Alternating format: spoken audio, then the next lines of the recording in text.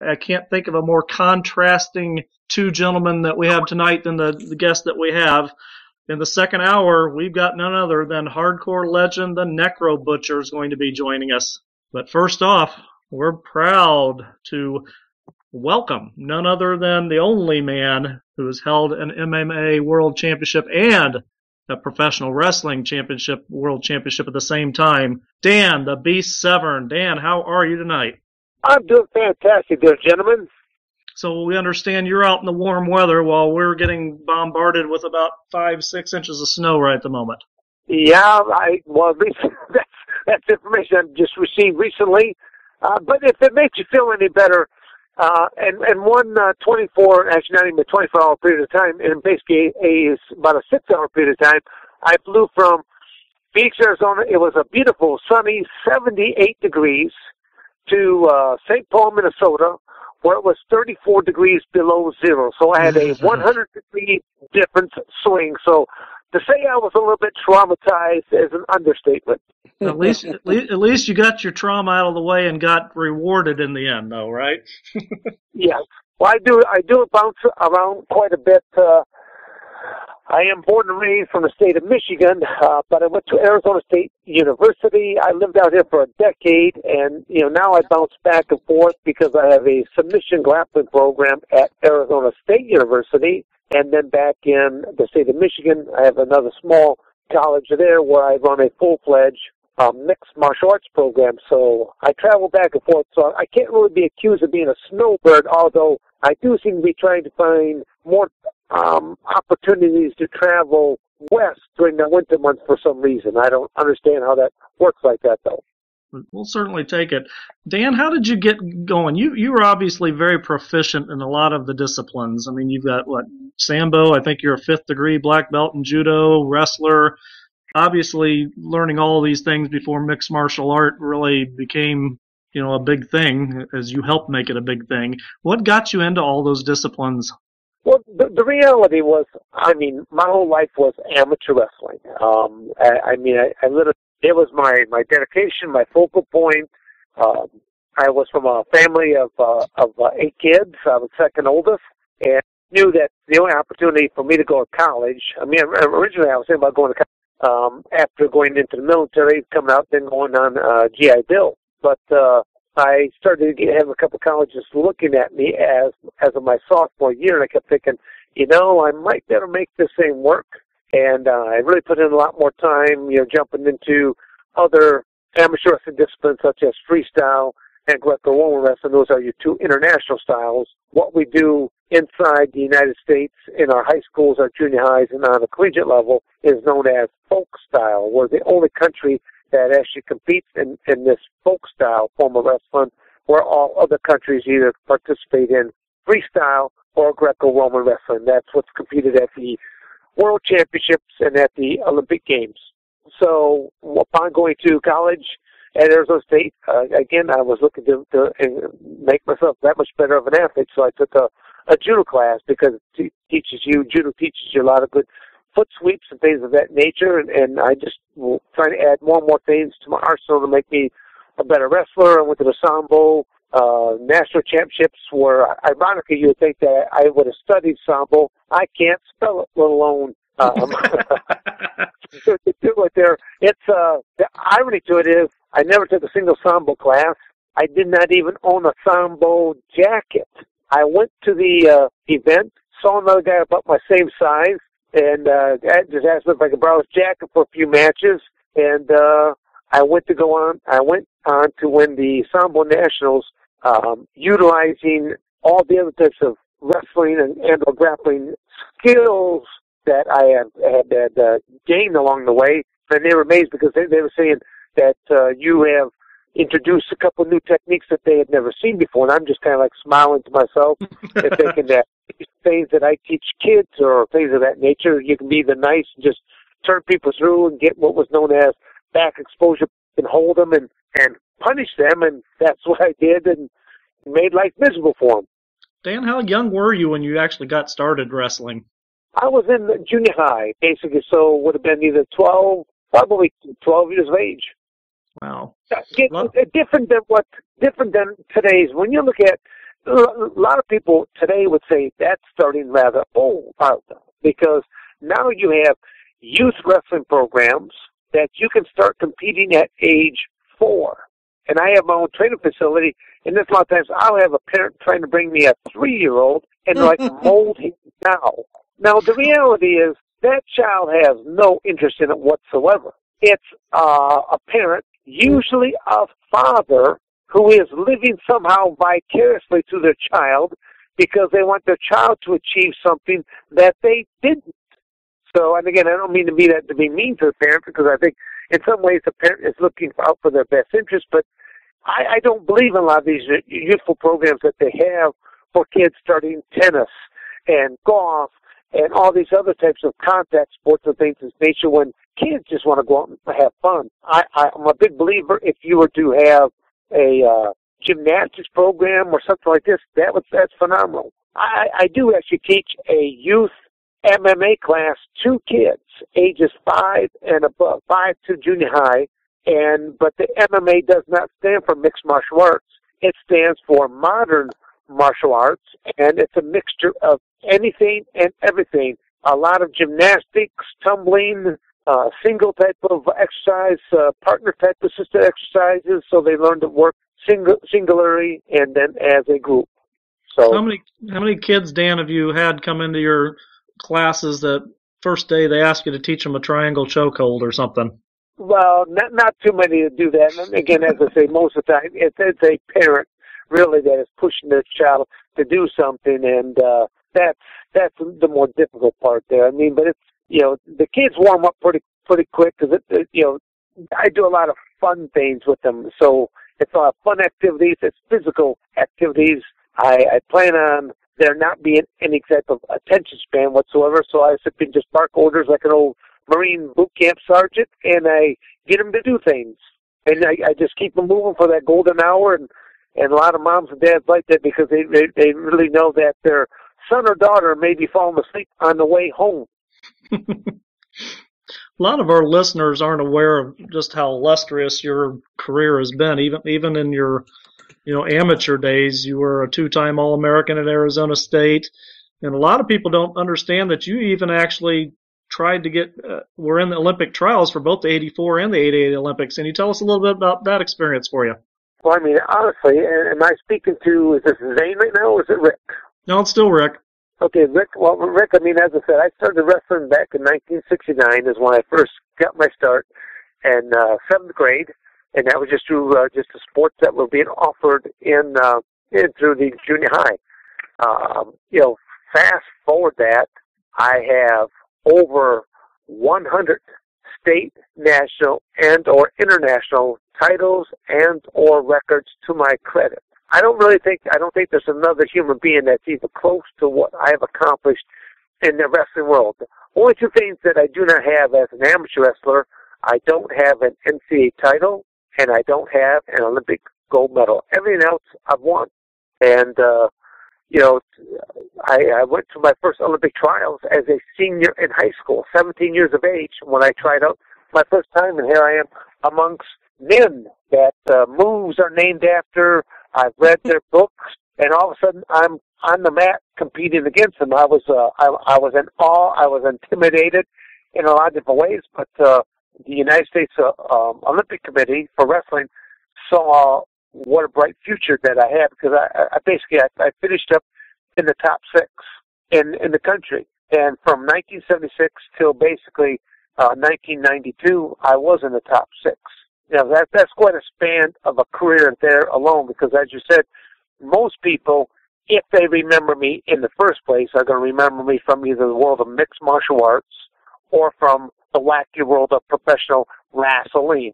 My first pro career was in the wacky world of professional wrestling, and that was as of the 1992 Olympics. A new rule came down from the United States Olympic Committee, the committee that allowed athletes to be both amateur and professional simultaneously, as long as you were not involved in a high school athletic program or a collegiate program, because you'd still be governed by your NCAA rules or your high school athletic association rules. Well, I was well past my collegiate eligibility, so I could have my cake and eat it too. I could I could be on a professional circuit, but then also continue to make an Olympic team if I so desired.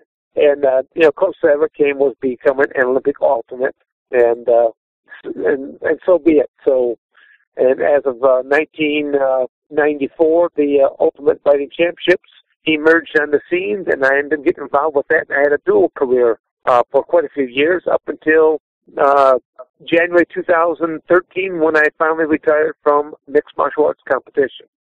Just for curiosity purposes, you said how much you were in awe in 1984 as a young 17-year-old. How much did it change 4 years later when it was 1988 and you were back trying again? Well, I'm going to say that was 1976 was my first time. Right. As a senior. But then, by the 1980 Olympics, that's when the United States boycotted Russia Olympics.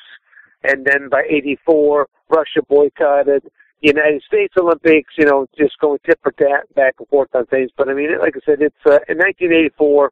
I was very close. Really, that's almost like opening up a wound to me right now as to what really materialized there. It was the reality is USA Wrestling did not do their job, and it's something that I just have to learn to live with. I basically ended up getting screwed over in a political type of sense, but had everything gone for me the way it should have, I would have retired in my athletic career as of 1984 as the Olympic gold medalist, and no one would have ever known about me in the professional wrestling world or the mixed martial arts world. So I always say that things happen for a reason, and that's I'd say that reason is that I had something else to go and do, and that was those two continuations. Dan, I'm going to turn it over to my brother Zane here for a moment. Let him get in a couple questions for you. Well, once again, I want to let all of our audience know that we are talking with Dan the Beast Severn. And Dan, I remember my grandmother owned a video store, and so we got all sorts of videotapes, and so I got to see some of the first UFC events, and I definitely remember you very well, but I also definitely remember that it was a lot different than it is today. Can you tell us? Yeah, just no, excuse me for interrupting you. Yeah, it's a world of difference. Today's product that people are watching is known as mixed martial arts. Mixed martial arts has approximately 37 rules.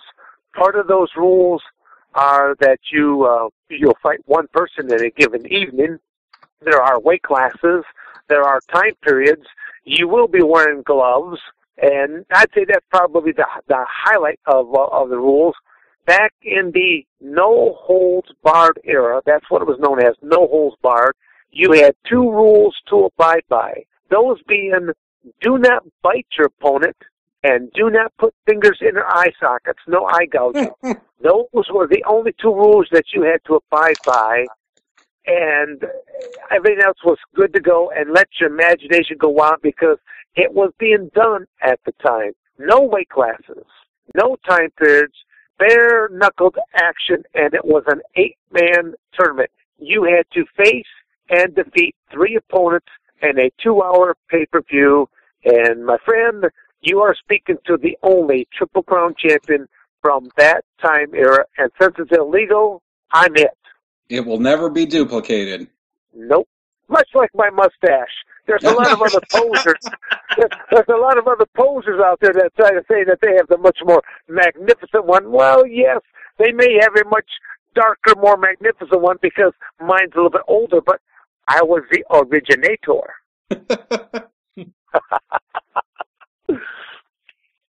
Go ahead, Zane. So then, while you were in UFC, you transitioned also over into the NWA and held the championship. Did you get any grief from your fellow UFC competitors about being in professional wrestling versus just the straight up fighting? No, actually, it was just the opposite. My first profession was as a professional wrestler. And that was as of 1992. And then I jumped into the crazy world of no-holds-barred fighting as of 1994. That's when the UFC first began. So a lot of people, really did not know how much professional wrestling I was doing, because I was doing it on the independent scene, and I was with the NWA. Actually, the very first championship belt I ever won was the National Wrestling Alliance heavyweight title belt. And when I made mention that in my entourage, the belt was going to be carried out by Dennis Carluzzo, the UFC was up in arms because they did not wish to have that association. They didn't want people to think that this was professional wrestling. And I had to reassure them that I was not going to do anything that was going to discredit what they were doing, and that if they were to actually do a little bit of research on the history of the NWA belt, they might be surprised of a lot of the shooters, men of true capabilities, who have held that belt. Not all, but there were a number of true shooters with true capabilities. So, like I said, they were a little bit up in arms, but then when they saw how it all played out, they were happy afterwards. Again, as your listeners are hearing this, I'm kind of giving them a little bit of an education at the same time. There's been 3 different ownerships of the Ultimate Fighting Championship company. The ones that most people are familiar with are Dana White and the Fertitta brothers, a.k.a. Zuffa. They are the current ownerships, and I think they have only owned the company from about 2000, 2002 and beyond. And it really was only because of 2005 when they aired their very first program on Spike Television, a free program where you had Stephan Bonner versus Forrest Griffith, where they went 3 5-minute rounds just knocking the dog poop out of each other. And, then that's what people were like intrigued with this crazy thing called mixed martial arts. Dan, something about that that always had me wanting to know the answer to, and to let you know, we do have Ken Shamrock coming on next month. I want to ask both of you gentlemen the same question. Obviously, MMA is a very tough sport to be in. We know it's a live shoot, whereas professional wrestling is scripted. But some of the toughest men in the world have been professional wrestlers. What's your take on those who say that professional wrestling isn't tough, and how would you compare them, I guess, on a physical level, I suppose? Well, when I travel, I have 4 belts that I primarily travel with. 3 from the Ultimate Fighting Championship and the NWA belt. And as people come up there and they see the belts, they recognize the UFC. They're so familiar with it, but then they see the one belt that says NWA, and they say, well, what's that? And I go, that stands for the National Wrestling Alliance. And they're like, well, what kind of wrestling is that? And I go, it's very familiar with what you would see on television. And they'll say, oh, it's that fake stuff. I go, well, I said, professional wrestlers don't want to hear the word fake because, it may not be a true athletic competition, but professional wrestling is some of the most phenomenal athletes doing some of the most incredible athletic maneuvers without the aid of a safety net. And I have a very unique training facility in Coldwater, Michigan, where underneath one roof we have boxers, kickboxers, Muay Thai people, mixed martial art guys, submission grappling guys. We have professional wrestlers, and then we have, again, kids classes and other things of that nature. So the mixed martial arts guys and the boxers, they see how hard these professional wrestlers are working inside the same ring that they will get in and during their class and work on sparring. I have a couple professional wrestling rings inside my training facility. One's a 16 by 16. The other one is a 20 by 20, but with a true working area of 18 by 18. And that's usually what most what most boxing rings are. So they get used to working into it. And as I always tell them, I said, you can use a professional wrestling ring as a boxing ring, but you cannot use a boxing ring as a professional wrestling ring because one has ropes, the other one has metal cables, and you can tighten those cables on down to where they are quite staunched at the biggest we ever had inside that ring was about 6'8" and weighed just over 500 pounds, so where he could run at full tilt as much as a full 500 plus pound man can run at full tilt. and hit those cables, and it will spring you right back in like a big old rubber band. Whereas if he was in a boxing ring, he would take off running, and the only thing that might stop him might be that cinder wall, 15 feet beyond those ropes. But no, all the athletes have a greater respect for professional wrestling because they see how hard these guys work, and they see what they're landing on. This is no spring-loaded type of professional wrestling ring that I have. It's a professional wrestling ring, yes. It's a stiffer, older-fashioned style ring to where I've taken my own fair share of bumps in that ring as well.